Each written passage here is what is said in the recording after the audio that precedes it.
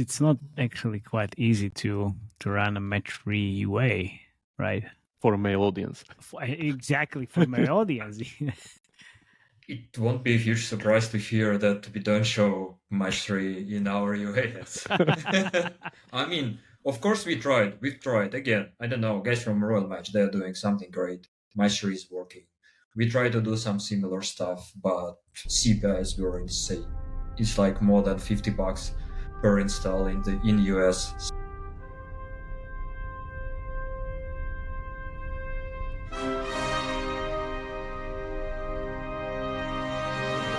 This is a no-bullshit gaming show where we talk about games and their revenue in great detail, powered by our ad monetization, game design, and user acquisition triple threat expertise. Welcome to the 2.5 Gamers, the unfiltered truth served with a side of giggles. Let's not forget this is a 4 a.m. conference discussion vibe, so let's not take it too seriously. Tune in now and stay 2.5 steps ahead of the gaming industry. We can compare the web version versus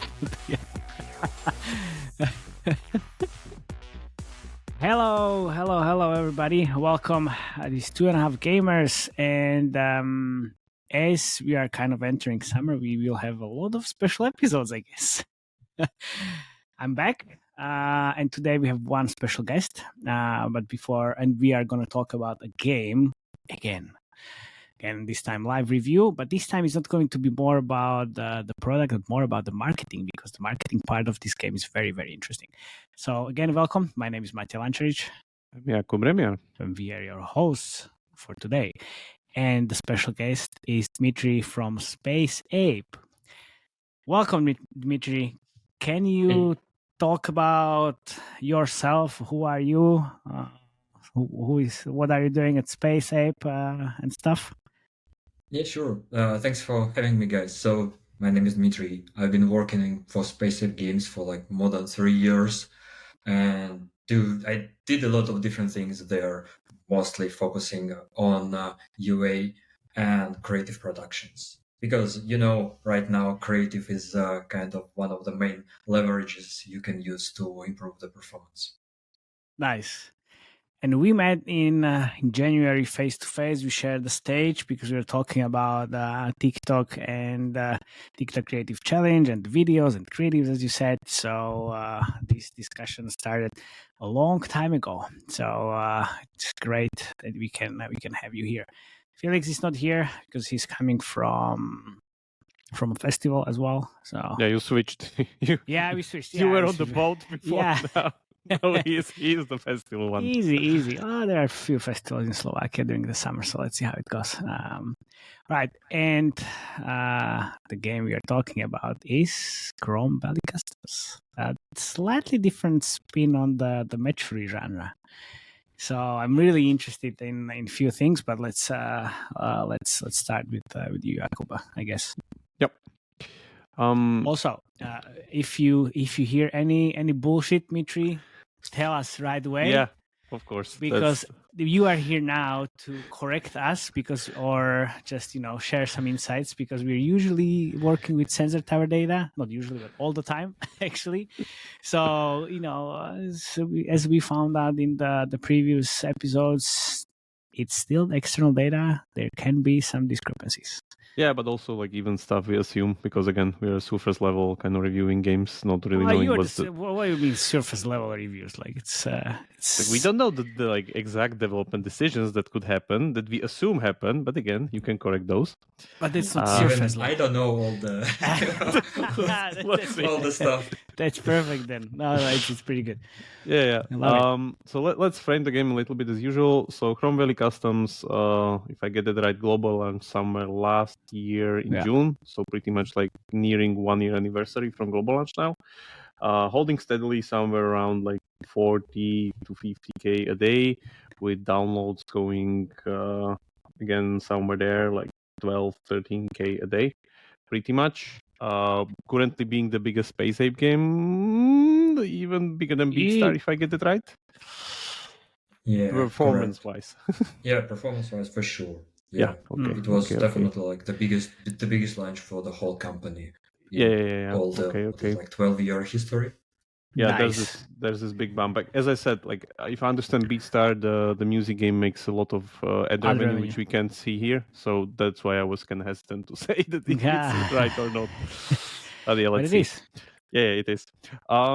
Yeah. So Chrome Valley Customs, I remember when this was launched last year, everybody was like, "Really, this is happening?" Because this is something that I think it's very unique for a puzzle and a match-3 game that I guess not really that much people are going around, and is pretty much reflected in this chart that if I put here US, it's 41% male, 59% female for the US audience. But if I put all countries, it's actually 70% male, 28% female, which are wild numbers, but I'm just... Wait a second. Let's Dmitry just, catching your breath. So tell us. I'm a bit surprised to see such a big difference between all countries and the US. I mean, definitely male audience is the core audience of the game. I don't know, 75, 80%. That would be close to not only to the worldwide, but also for the US. Exactly. So if I understand, this is the main point behind the whole game, that this is a match-3 game that's done for the male audience, which is not the usual case, because usual case, if I would bring up this chart in any other kind of top 10 match-3 puzzle game, it would be the other way around, where it would be 70% female, 30% male. That would be the usual skew, or even more, I would say, on the female side.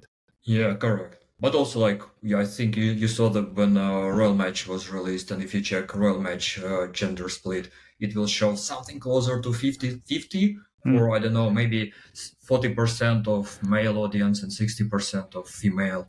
And in a way, we also thought hey, 40% from Royal Match revenue sounds like a lot.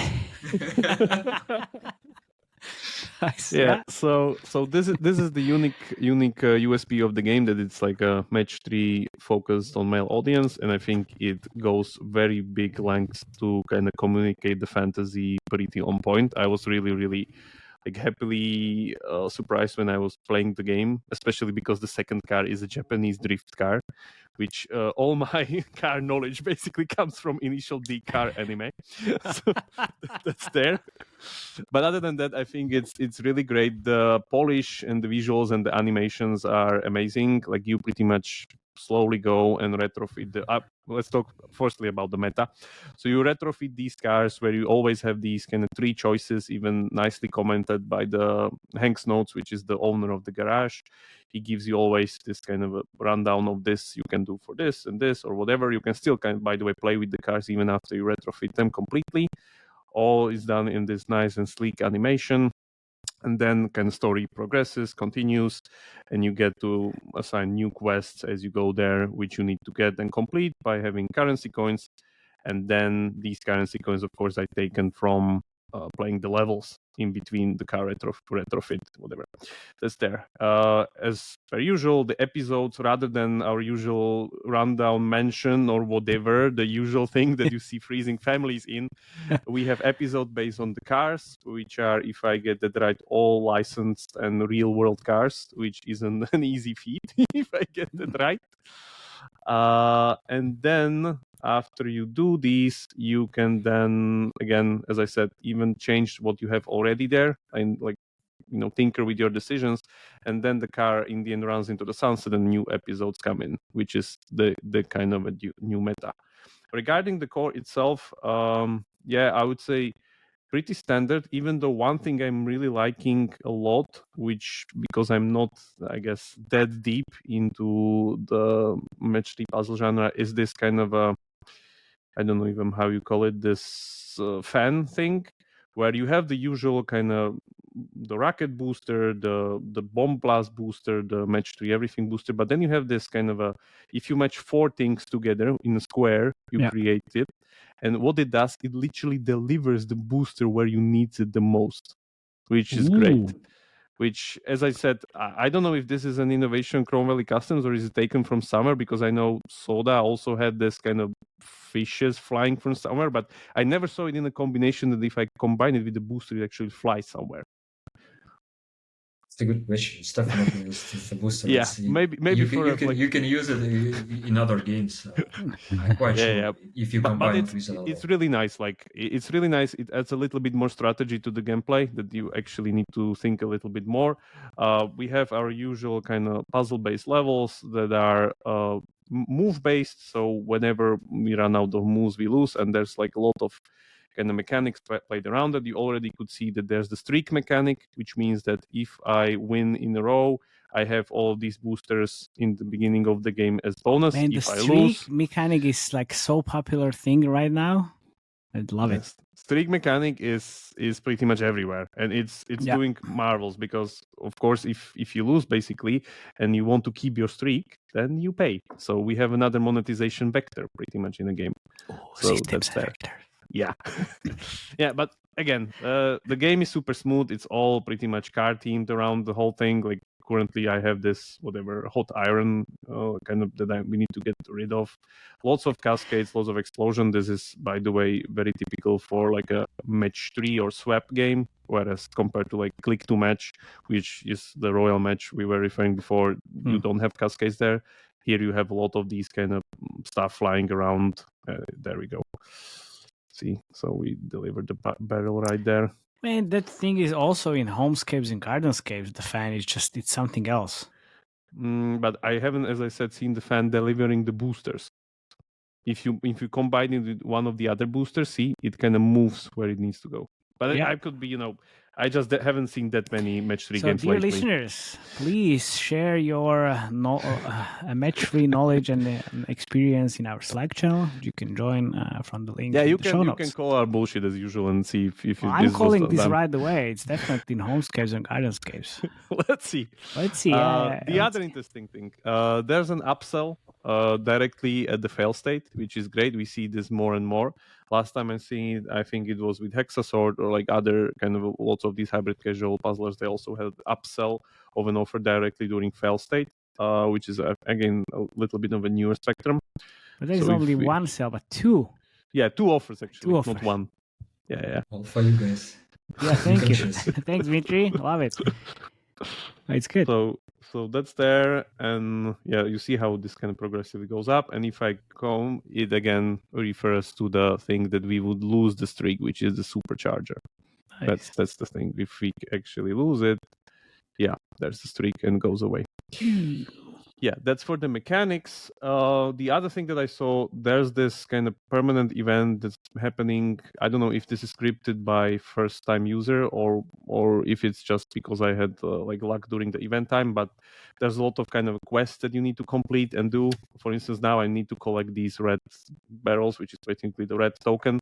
And by doing these, I get rewards, which kind of, again, what it does, it reinforces playing the main core because it gives you mostly time to give you better chances of winning in the main core. So all is built around progressing on the main core.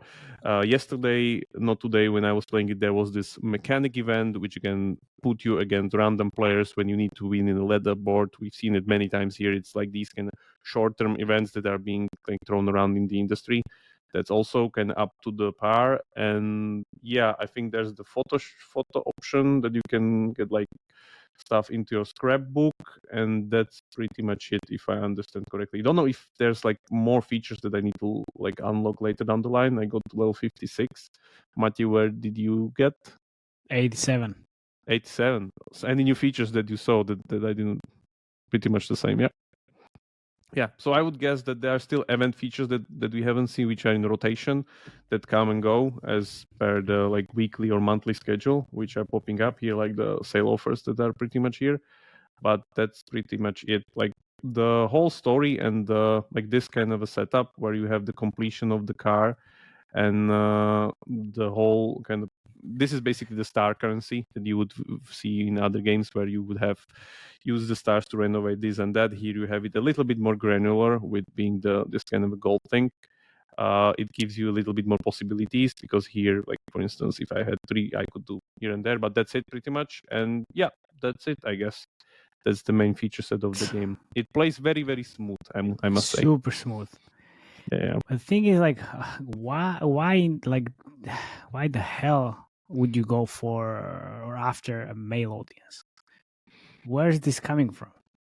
Because we thought that this audience is underserved. I mean, you see still a lot of male audience playing, I don't know, homescapes, gardenscapes, and we are giving the proper excuse for them to play it on the underground. And when they don't need to hide that they're playing a Match3, but this is like a proper Match3 about car restoration. Nice. And by the way, the car restoration is very, very like in the center. Like in the beginning, like the first few cars, you're much more restoring the cars than actually playing the levels. Like the levels give you like per 300 gold, and one restoration part is what, like 150, 50 or whatever. It's just like restore. So in the beginning, you're restoring much more than playing actually. Yeah, because in a way, it's still the audience. They see the car. They really encourage to play the game, to restore the cars. But also, like as you mentioned, our Match3 levels are great. They are super satisfying, juicy, and in the way players are staying there because we've got such a nice Match3 levels and engine. I see. Yeah, definitely. Finishing the product cycle, maybe one thing that I wanted to mention, where actually it really seems you're doing something really great, because there's a competition catching up where there's a second game on the market, which I saw. I just had to play it a little bit, because there's the Trackstar game from Century Games, which I guess is going directly after you, which again means that you're doing something very right, because a giant company sees potential in it also, which does pretty much the same thing.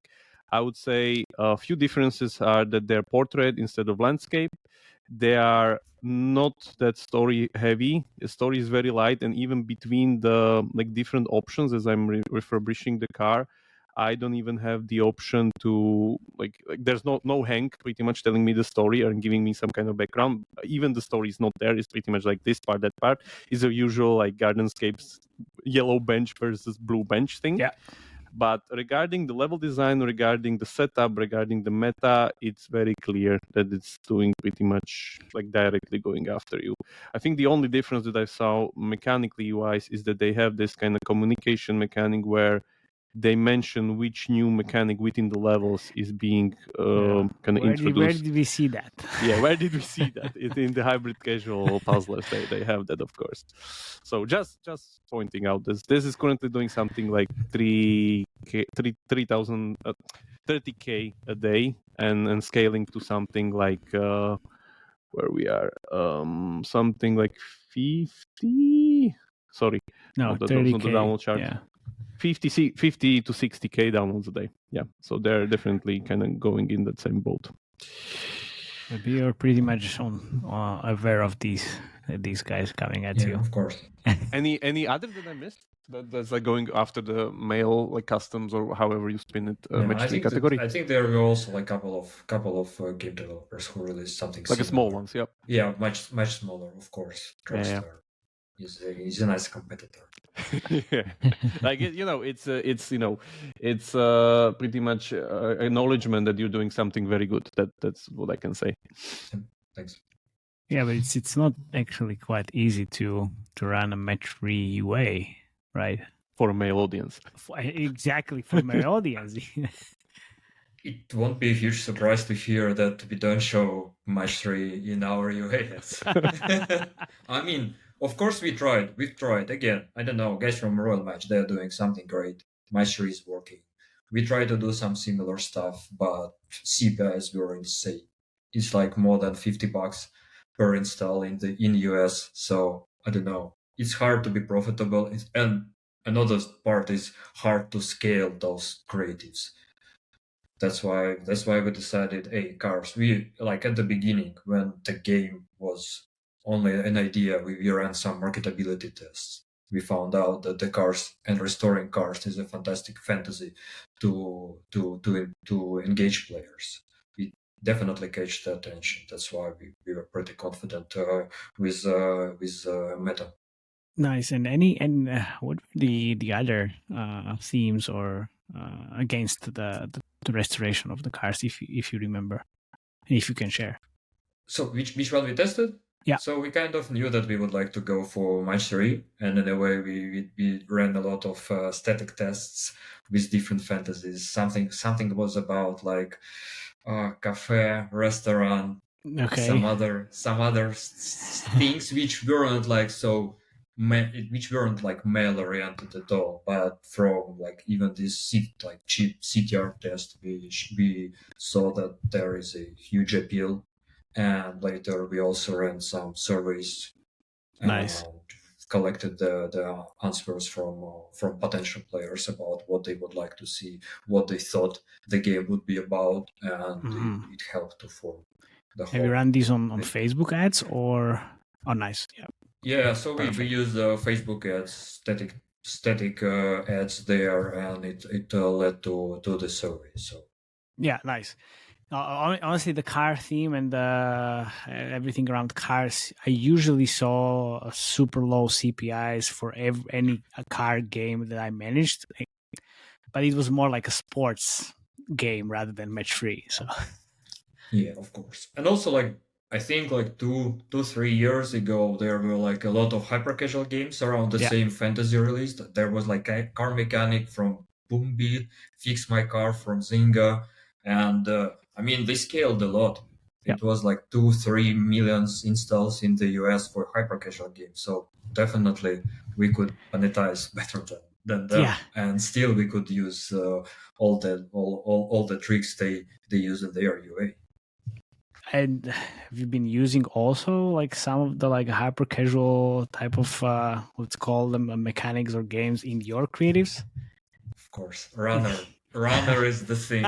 Definitely, you speak about hyper casual, like nice. kind of showing kind of an idler mechanic or like a bit of city building mechanic. Yeah, definitely we're trying testing. It's great to hear that. Shall we go to creatives then, Matej? We can, but there's a different topic on the creative side, because there's the big, very, very big and interesting thing on the marketing side, which is called, Jakub, you know, who is this? Xzibit. Was this Xzibit? Oh, Jesus fucking Christ. Oh, yeah, you're right. Yeah. Felix knew, but you didn't.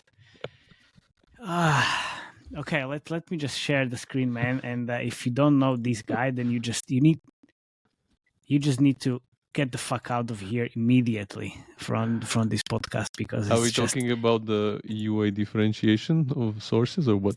No. Do you know this person? Right here. This one. Yeah. Why you don't play this on us now? There's this show in US, and he was just doing exactly what he's doing, or like the players are doing in this game. It was super popular in US, and when I saw this, I think when was it first time when you introduced Xzibit in the creative, Dmitry? Last year? As for the creative, last year.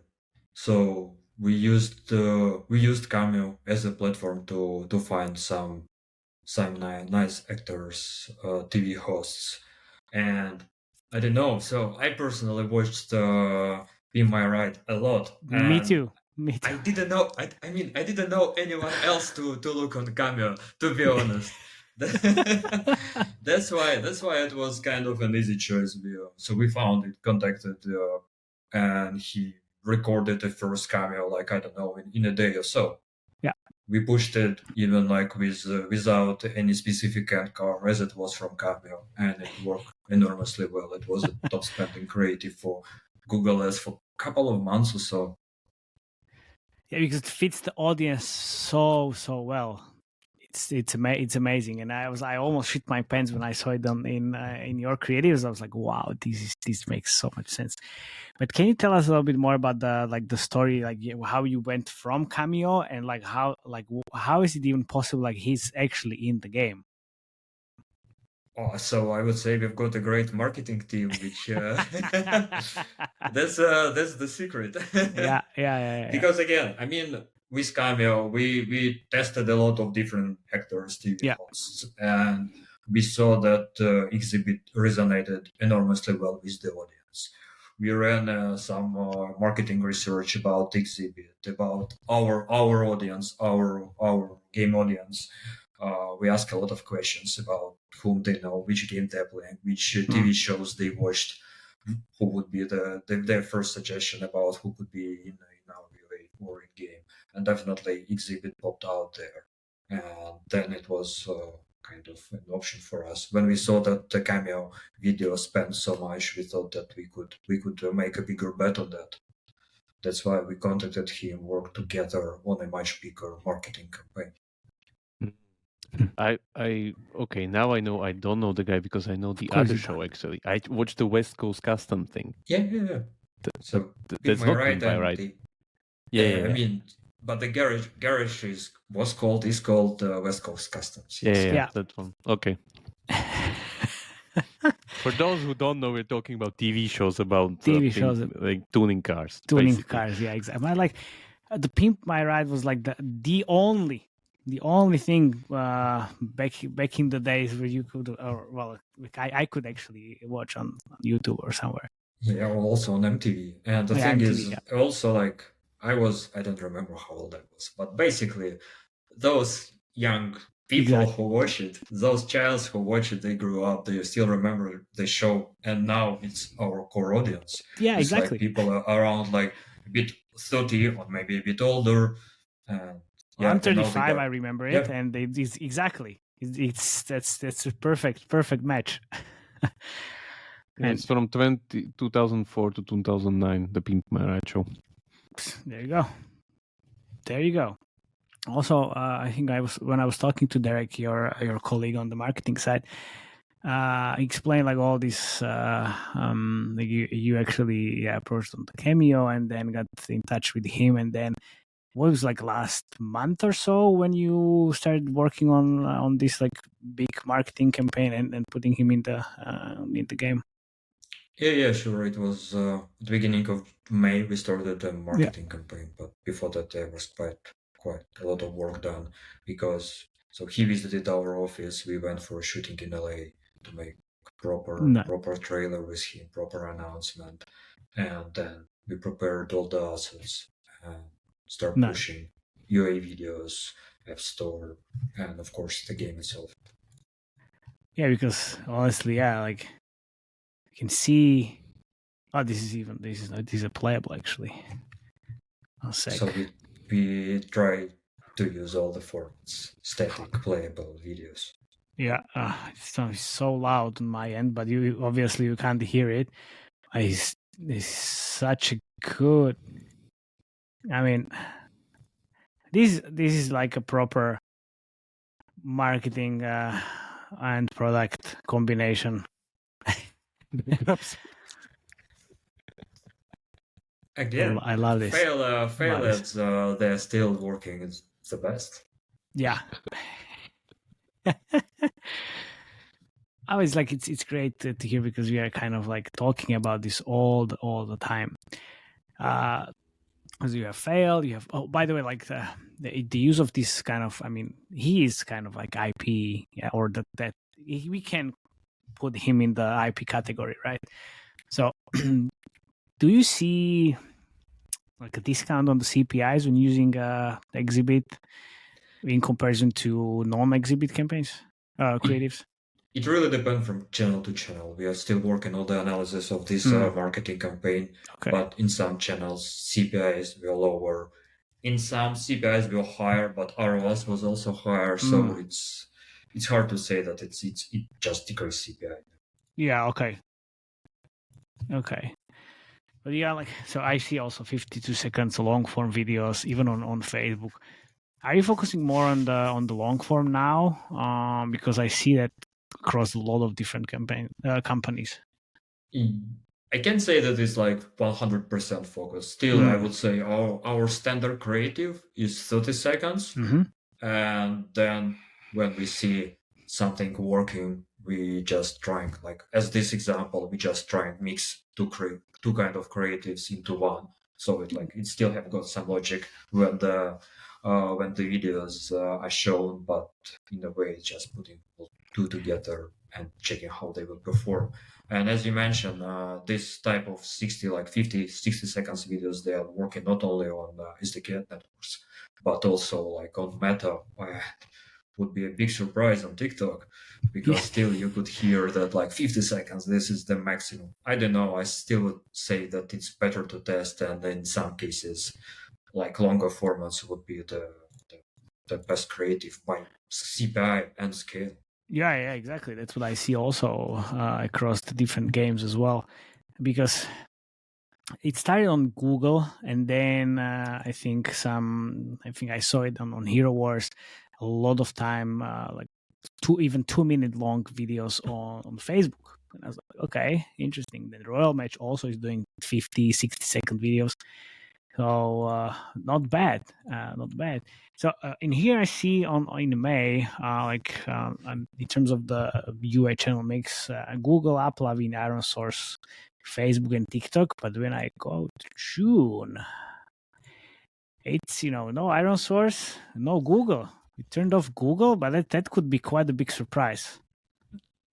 That it looks like a big surprise for me also. Now, of course, it's still there. Sometimes it I think sometimes it just needs some time to parse all the data. End of June. It's already end of June. I don't know.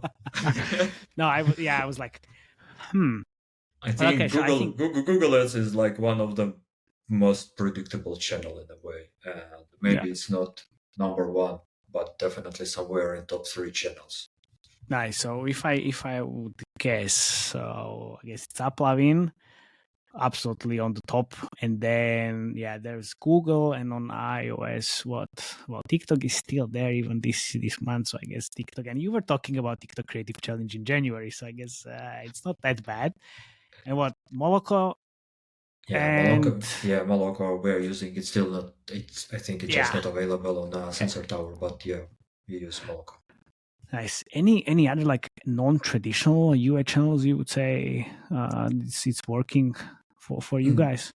So right now we are focusing on more traditional channels, and I think it's still in a way a bit easier wins. Like if you optimize Google Ads, you can still spend a bit more if you try to launch any new like non-traditional channel. Because even we speak about like DSPs. When you start a new one, you need to wait for, 45, 60 days of spending then to see the new results. So like the proper results. That's why it's like optimizing the current ones. It's easier. Yeah. And I don't know, if you see that like Google Ads, Uplav and Moloko or some others are not working for you, it would be hard to find a proper substitute for those channels. Yeah, 100%. And yeah, it's like all good. So you have the real exhibit, you have the animated exhibit as well, using in hooks, and as you said, like no Match3 creatives at all. Maybe there are a couple of them. I mean, we produce so many. It's definitely exactly not the focus. Okay, so how many creatives you produce on a weekly basis then? On a weekly, I don't know, maybe 10 or some 15. Depends how we count it. If we speak, sometimes it could be. I can say 20, but I really don't count iterations. Yeah. But overall, we still try to experiment, try to tackle different directions for the creative. So I would say something around 10 per week. Nice. Okay, I see here the shredder. Well, there we go. Which was definitely the hyper casual game, which was also developed by Boombit. Nice. Oh yeah. True. No, I love this when you actually can find these different hyper casual games that fit the team, and then you can reuse it in the creatives. Yeah. I work for a hyper casual game developer, and I really like the approach of testing fast, learning fast, and of course, if the game is like hyper casual game is released, it means that the CPI is enormously low, and the whole gameplay is sketchy. So I would say this is just a confirmation that you could try to marry this theme from hyper casual game with your title. Nice. By the way, just one question, the usual one. Have you tried any of those, the usual Match3 concepts, such as like the king and the acid and the freezing families and stuff like that we see all over the place? It wasn't. one-to-one cooperate was kind of we inspired by a couple of those ideas, and definitely there was some characters frozen. But I mean, once again, they're not working for us, and we definitely don't want to go so far away in this direction. Yeah, okay. I'm just curious. And also, I don't know how. Still, I think this type of creatives with like frozen babies, families, ACD, it seems they're working more on a female audience. So it's not the route for us. Of course, it's important test, and you can always say that we did not like the right copy, or we could do better for any creatives. But it's like in this case, it would be a never-ending story. So after 5-10 creatives we try to produce, we decided, we don't see a lot of improvements in the metrics, so maybe not. We shouldn't follow that path. No, it makes a lot of sense. And here we have the runner creative, right? It's great. Improvement on the Gates creative, pretty much. Quite a lot, because it fits the team, and it's still kind of this ISIS even with. And how do you even come up with these creative concepts? If you are so many, how many? Well, okay. So how do you come up with these? Obviously, and then how many people do you have in the creative team? So we produce most of the creatives in house. Yeah, and the reason why is they just usually perform better than those which outsourcers produce. Yeah. You can find really great creatives from them, but I don't know, sometimes they miss some internal sparkle, I would say.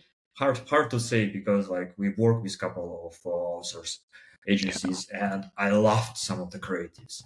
I shared it, and I was like, oh my god, this is definitely one of the best creatives ever done for this game, and it usually means that the ad would never perform. Yeah. That's why I think we've got overall maybe 15 people working on the creatives, maybe 20, 15, I would say. So do you do a creative, or not even creative, competitor research often as well? On a weekly basis? Yes, of course. I mean, because it's of course right now with competitors, it's easy. Trackstar is there. Yeah. Before that, we were pretty unique, so it's hard to say that Royal Match is direct competitor, because again there is a bit different audience. But you need to check what they are doing, what Hamskates are doing, what other Match3 advertisers are doing. But I would say you need to focus also on things with racing category. Because again, this is about the car relevant audience. Yeah, relevant audience. And then again, hyper casual. For me, it's just a great source for inspirations. Yeah. I see a lot of different things. Also, there was the real life hook as well. All of these, man. I see a lot of inspiration from the hyper casual. Yeah, and also in some iterations of the creative, they are pretty simple. This type of a creative, so first of all, we've got a bit more top-down view of the camera, and that creative was working solid, I don't know, for months or two, and then we just moved the camera angle and decreased CPI by, I don't know, 30%, and it was a top spending creative for months. I mean, so that's why you need to iterate, but also it's always hard to find the spot when you need to stop doing that. I don't know. It's more you bet that you can iterate on creatives, try 5 new ads. If nothing works, maybe it's better to switch to something else. Yeah, I was on the call today. We were talking about how many, or what's the ratio between the resource spent on the iterations of the creatives and then the new concepts. So these guys were doing 80%, or focusing 80% of the resources on iterations and 20% on the new creatives. I was like, the ratio is kind of the other way around. I was like, I'm not sure about our ratio, but my feeling is, I don't know, 70-30. We're 70 more on the new ideas and 30 about the iterations. Because again, I mean, that iteration with the camera angle I shared, it was the best one. It's 30% decrease in CPI. But usually what you can see, I don't know, 15, 10% decrease. And it won't be like spending for a huge period of time. They usually burn out faster. Yeah. While the new idea could help you to decrease CPI by, I don't know, 2 times or something like that. So you need to follow and need to try to find these big wins. And I mean, I think everyone is trying to find their own, like pull the pin type of an ad. Yeah. Literally. Literally. Nowadays it's quite hard. You can imagine pulling pins from the wheel of the car.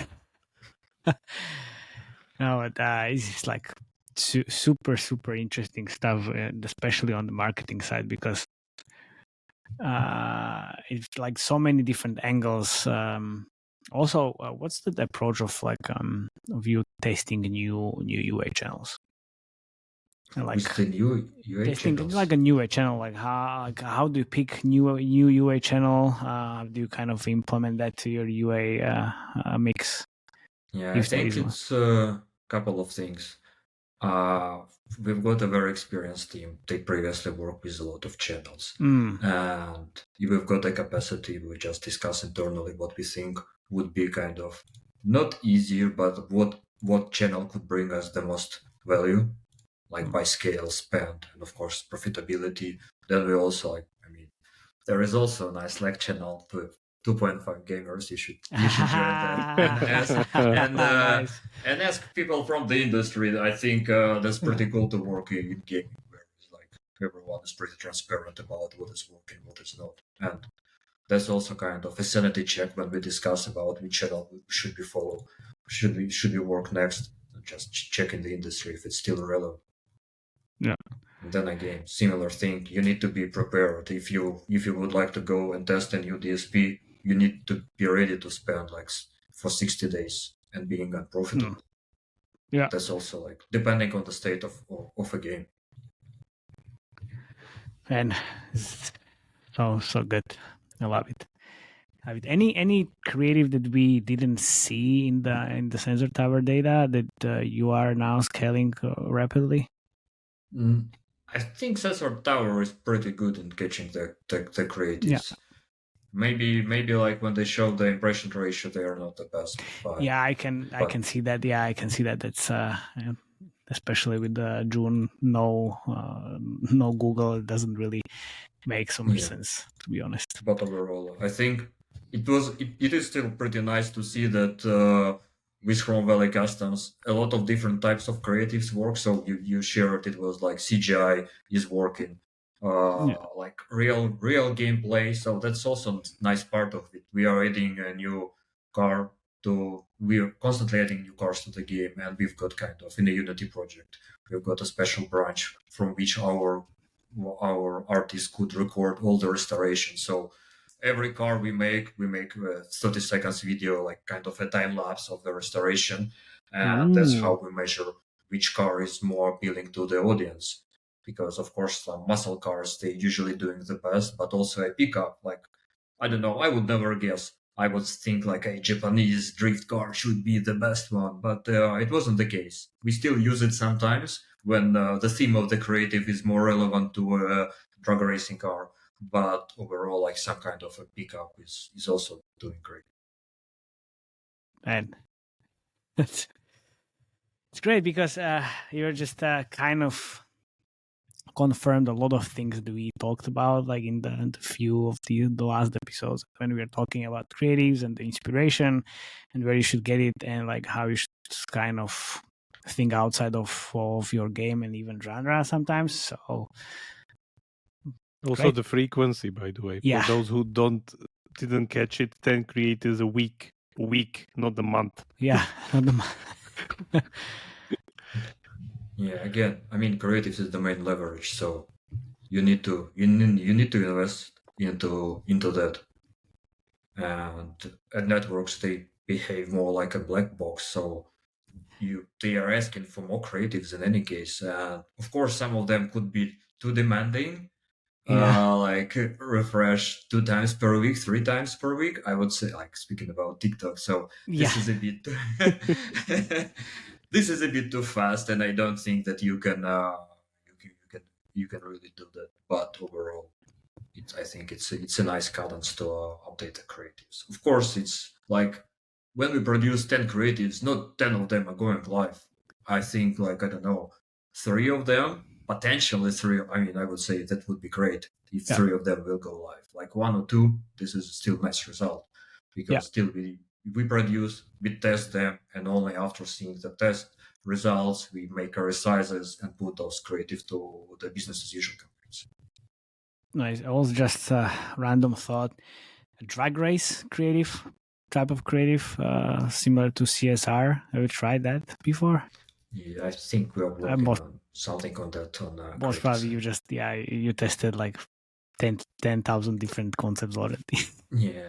And I mean, this one also, it should provide us with quite low CPIs, but day one retention would be also not high. So it's more about checking what would be the cost per day one retained user or some kind of. They also, I think, have this kind of restoration mechanic. Last time I saw the CSR2 feature set, that they also, in that game, you are able to restore the cars, if I understand correctly.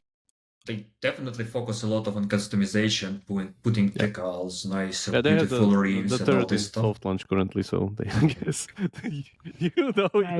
You follow closely. That's nice. Yeah. Nice. Yeah, I think with that we can wrap this up, and it was really good. I loved the marketing part, and finally we have a live review, not focusing only on the product side, but also on the marketing side. Hey. So Dmitry, thanks for coming again. It's a pleasure to have you. And if you want to say something to the listeners where they can find you, you can. If you don't, I will put your email or the information in the show notes. Sure. Yeah, I mean, you can always find me on LinkedIn for sure. And thanks a lot for inviting, guys. Nice. Yeah, thanks for coming and sharing a lot of insights. Yeah, so the listeners, this is it. Please share your comments in the section. Join our Slack channel, which was teased twice in the episode.